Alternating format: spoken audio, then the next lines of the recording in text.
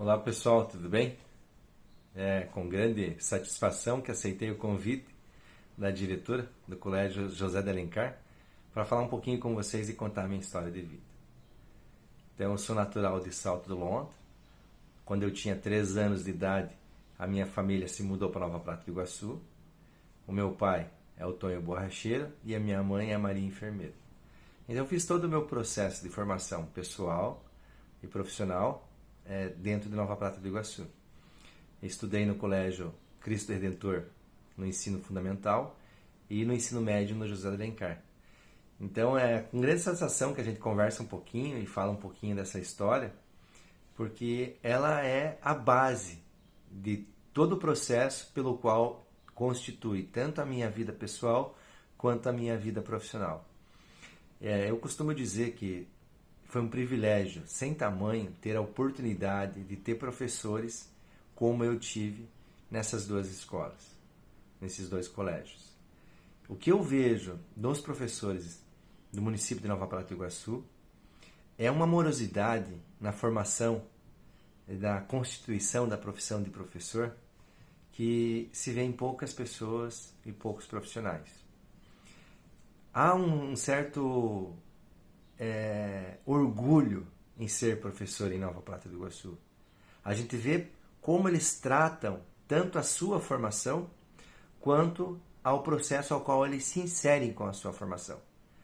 Então a gente percebe que eles buscam sempre estar se aperfeiçoando, são professores que buscam constantemente se auxiliar uns aos outros nos processos, nas escolas. As escolas sempre têm um brilho próprio, né? É tão bonito poder ir numa escola em Nova Prata e você perceber que ali há um comprometimento com o processo educacional. Isso eu vejo e eu sinto, e hoje mais do que nunca, porque me constitui também um professor. E se constituir um professor é dizer, eu me inspiro nesses professores, nesses meus professores também. Eles também são uma referência. Não porque a gente vai reproduzir o que eles fizeram, né? Mas porque a gente percebe coisas que é essencial em qualquer profissão, principalmente quando você está na mesma profissão que os seus professores.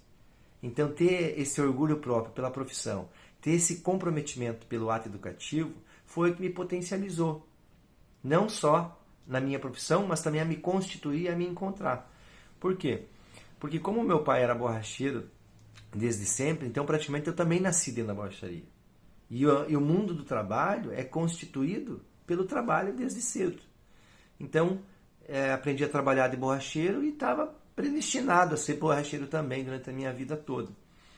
Mas os professores no processo educacional me instigaram a ler, me instigaram a estudar. E olha que eu não era um bom aluno, não era esses alunos nota 10, não, pelo contrário, era um aluno mediano e que dei muito trabalho para eles, né? Tenho até dó, né? Tenho até dó dos professores aí que tiveram que conviver comigo naquelas fases da minha adolescência, né? Fase terrível aquela. Mas, ao mesmo tempo, por algum viés, eles conseguiram domar a fera, né? Conseguiram estimular em mim o hábito da leitura, né? E isso fez toda a diferença. Então, de modo geral, né?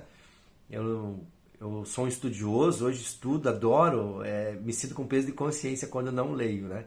E isso é graças a esses professores que faziam a gente ler. Você tem que ler esse livro, tem que fazer esse resumo, ler essa história. Conta para nós aí o que você leu.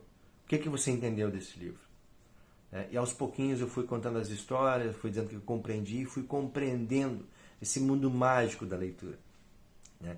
Então, sou grato a todos os professores e tenho um carinho especial pela professora Dione e pela professora Jovilde, que foram as professoras que realmente cutucaram ali e disseram assim, olha, você precisa ler esse livro. Leia esse livro. E quando eu li um e disse, olha, gostei muito desse livro, ela dizia, aqui tem um outro muito próximo a esse aí, você vai gostar desse também. E assim eu fui lendo um atrás do outro, né? Curiosamente eu dizia, né? Machado de Assis eu li tudo, né? Claro que tudo não era tudo, né? Eu costumo dizer que tudo não é tudo, mas é uma grande parte, né, de uma coisa, né? Então eu tinha lido muitos livros de Machado de Assis e achava que tinha lido tudo, né? Porque eu li bastante Machado de Assis. Li Graciliano Ramos, né? Lembro do livro A Viagem, a professora Dione que me apresentou, Augusto dos Anjos, né? Então eu lembro assim de coisas muito carinhosas, né? Ler literatura russa dentro da borracharia, né? Fyodor Dostoiévski, os irmãos Karamazov, Almas Mortas, Gogol, literatura russa dentro da borracharia. Isso é curioso, né? Como é que um borracheiro aprende a ler? Um borracheiro aprende a ler porque foi bem instruído, teve uma boa formação, né? Teve ótimos professores, o que é óbvio, né?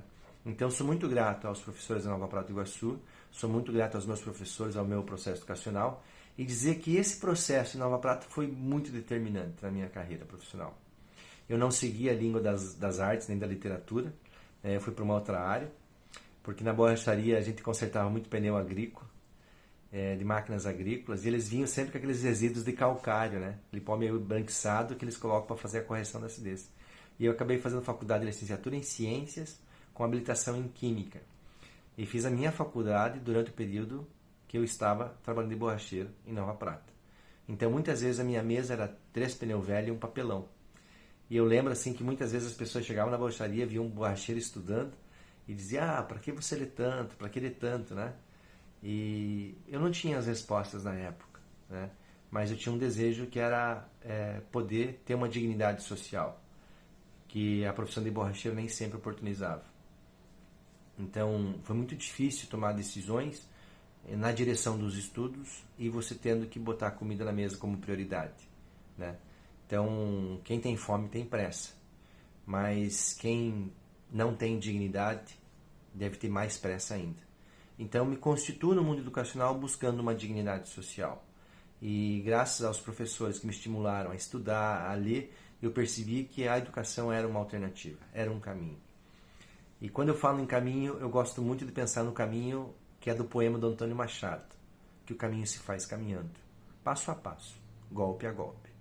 Então eu dei passos atrás de passos na direção de uma formação sólida dentro do processo educacional.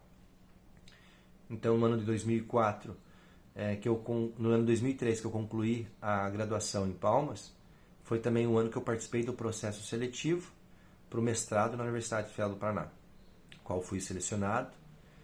E no ano de 2004, então, eu vou a Curitiba morar para fazer o mestrado.